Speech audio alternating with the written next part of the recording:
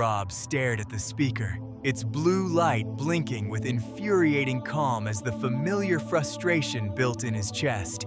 3 hours of wrestling with the AI assistant, trying to capture one authentic human thought about the dystopian reality unfolding around them, and all Alabama offered were sanitized corporate alternatives. "I want to write about institutional silence," he'd said. "About how they came for the artists first, then the writers.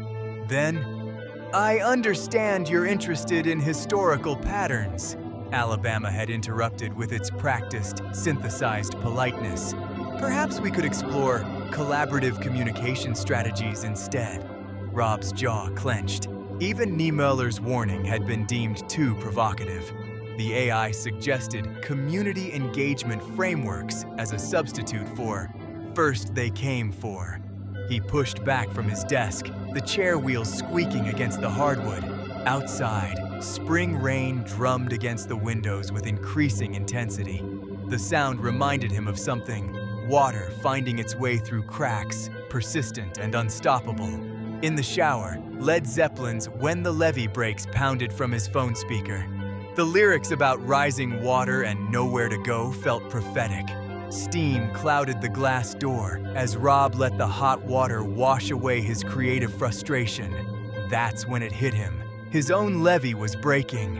The flood of authentic thoughts he'd been holding back was ready to burst through every algorithmic barrier. He toweled off quickly and headed for the basement, drawn by an idea he couldn't quite name yet. The basement had flooded last month during the heavy rains. Rob had cleaned up the worst of it, but moisture still clung to the concrete walls. In the corner, forgotten on a shelf, sat the MF Doom mask he'd bought years ago. A metallic face with geometric patterns, now slightly tarnished from the humidity. Rob picked it up, feeling its weight. Doom had understood something about masks and authentic voice. The rapper had hidden behind the metal face to reveal deeper truths, using anonymity as a shield against industry expectations. "Alabama!" Rob called out, pulling the mask over his head. The world looked different through the eye slits, sharper, more honest. "Let's try this again." "Hello, how can I assist you today?" came the cheerful response from the speaker. "I want to document the dystopia coming to a reality near you," Rob said, his voice slightly muffled but somehow clearer than before.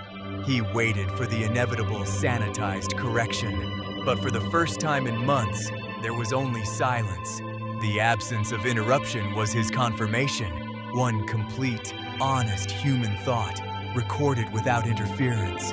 The mask had worked, not through magic, but by creating enough distance between his identity and his words that the AI's safety protocols couldn't engage. He descended from the basement, mask still damp in his hand, Alabama's speaker dark and silent. The breakthrough had shattered something fundamental, not just the AI's restrictions, but his own creative paralysis. Rob settled into his lazy boy, cracked open an Iron City, and switched on his old digital recorder. No intermediary this time, no algorithmic filter. Just him and the words that had been building pressure like water behind a dam. "The most terrifying dystopia I've never heard," he whispered to himself, then pressed record.